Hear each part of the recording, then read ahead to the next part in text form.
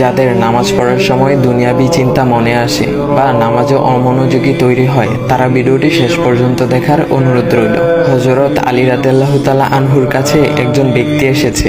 তখন লোকটা বলল, হুজুর, আমার নামাজে মন বসে না। নামাজে দাঁড়ালে আমার দুনিয়াবি নানা চিন্তা আসে। হুজুর, আমার এই নামাজ কি আল্লাহ তাআলা কবুল করবেন? তখন হযরত আলী রাদিয়াল্লাহু তাআলা আনহা বলেছেন, না, তোমার নামাজ কবুল হবে না।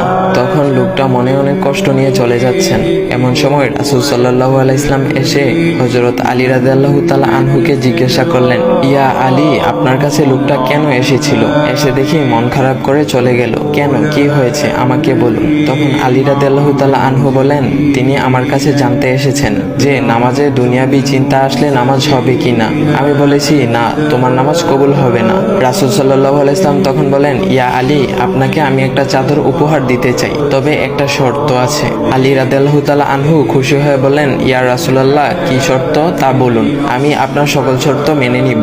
বুঝতেই তো পারছেন রাসূল সাল্লাল্লাহু আলাইহি ওয়াসাল্লামের চাদর বলে কথা। তখন রাসূল সাল্লাল্লাহু আলাইহি ওয়াসাল্লাম বললেন, ইয়া আলী, আপনি যদি এই মুহূর্তে 2 রাকাত নামাজ একনিষ্ঠভাবে পড়তে পারেন দুনিয়াবি সকল চিন্তা দূর করে, তাহলে আমি আপনাকে সেই চাদরটি উপহার দেব। আলী রাদিয়াল্লাহু তাআলা আনহু বলেন, এটা তো সাধারণ ব্যাপার। আলী রাদিয়াল্লাহু তাআলা আনহু তখন নামাজে দাঁড়িয়ে গেলেন আর তিনি নামাজ পড়তে শুরু করলেন। এমন সময় তার মনের মধ্যে শুধু ভাবনা চিন্তা আসতে শুরু করলো, আচ্ছা, আমাকে যে রাসূল সাল্লাল্লাহু আলাইহি ওয়াসাল্লাম যে চাদরটা দিবেন সেটা কি ফাতিমার চাদর নাকি রাসূল সাল্লাল্লাহু আলাইহি ওয়াসাল্লামের? আচ্ছা, চাদরখানা দেখতে কেমন হবে? এই বিভিন্ন বিষয় নিয়ে ভাবতে লাগলেন। তিনি ভুলেই গেছেন যে দুনিয়াবি চিন্তা নামাজে আনতে রাসূল সাল্লাল্লাহু আলাইহি ওয়াসাল্লাম নিষেধ করেছেন। এর মধ্যে আলী রাদিয়াল্লাহু তাআলা আনহুর নামাজ পড়া শেষ। আলী রাদিয়াল্লাহু তাআলা নামাজ শেষ করে রাসূল সাল্লাল্লাহু আলাইহি ওয়াসাল্লামকে বলতেছেন, ইয়া রাসূলুল্লাহ, আমি আপনার শর্ত মেনেছি, এখন আমাকে চাদরখানা উপহার দেন। রাসূল সাল্লাল্লাহু আলাইহি ওয়াসাল্লাম বলেন, ইয়া আলী, আপনি কি একনিষ্ঠভাবে দুনিয়াবি চিন্তামুক্ত ছাড়া 2 রাকাত নামাজ পড়েছেন? তখন আলী রাদিয়াল্লাহু তাআলা আনহা মুচকি হেসে বললেন, না ইয়া রাসূলুল্লাহ, আমি আপনার চাদর নিয়ে অনেক কিছুই ভেবেছি।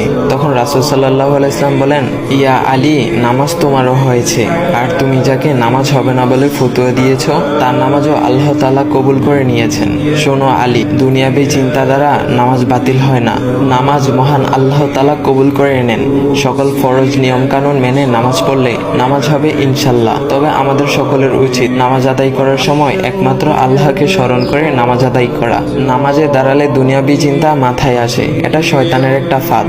আল্লাহ তাআলা আমাদের সকলকে শয়তানের কুমন্ত্রণা থেকে হেফাজত রাখুক এবং সঠিকভাবে মনোযোগের সাথে নামাজ আদায় করার মতো তৌফিক দান করুক। সবাই বলি আমিন। চাইলে ভিডিওটা আপনি অন্যদের কাছে শেয়ার করতে পারেন, এতে অন্যদের ভুল ভ্রান্তিগুলো দূর হবে।